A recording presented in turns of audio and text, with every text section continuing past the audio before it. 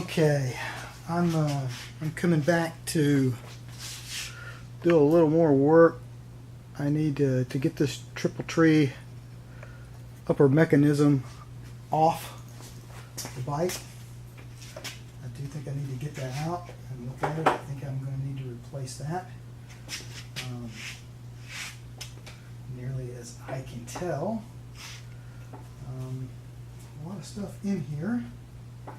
But I guess I just need to start taking things loose. So, first thing I want to do is get this headlight disconnected. So this is 2 mil there. We'll take this loose too. That guy's already pretty loose.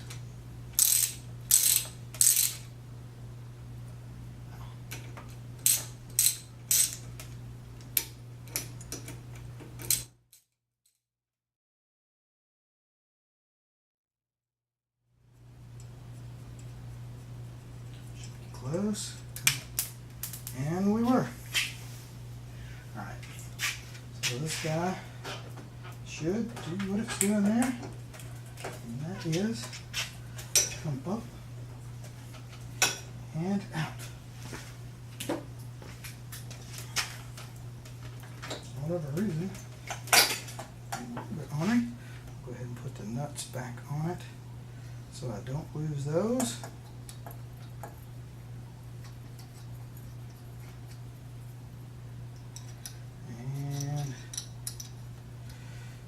We'll just let that dangle for now.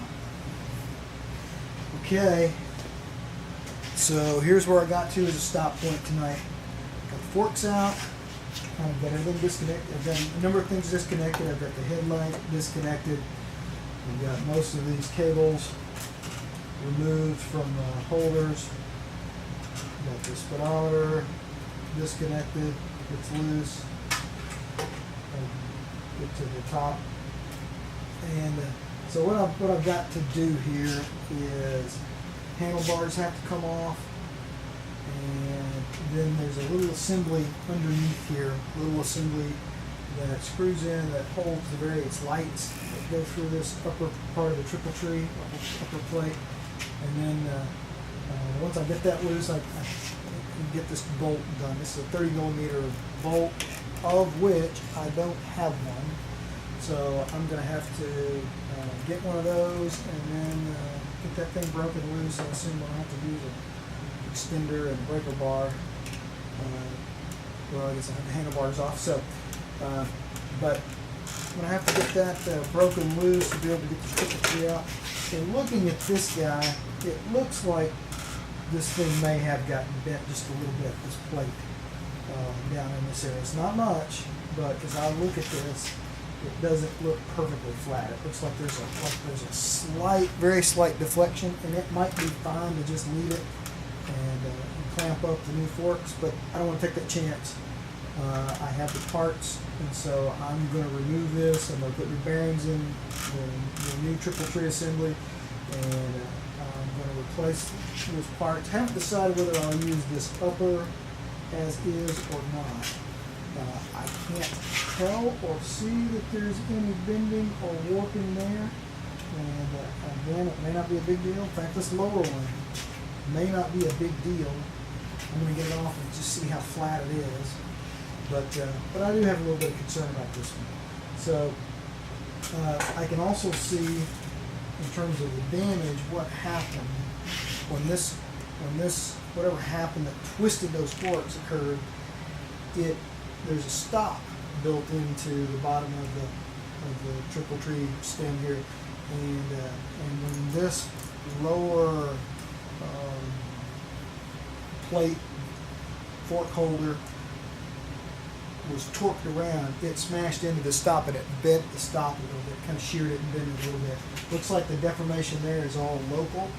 I don't think it's distorted any of the bottom of this where the bearing would be held. Doesn't look like it, doesn't feel like it. It moves very smooth. So when I get that all apart, I'll be able to look at it and see. But don't think so. So I'm not too worried about that. I am probably going to have to do something to rebuild the stop, because that's what allowed this dent to occur, is when it sheared, when this thing got torqued around and sheared this stop point.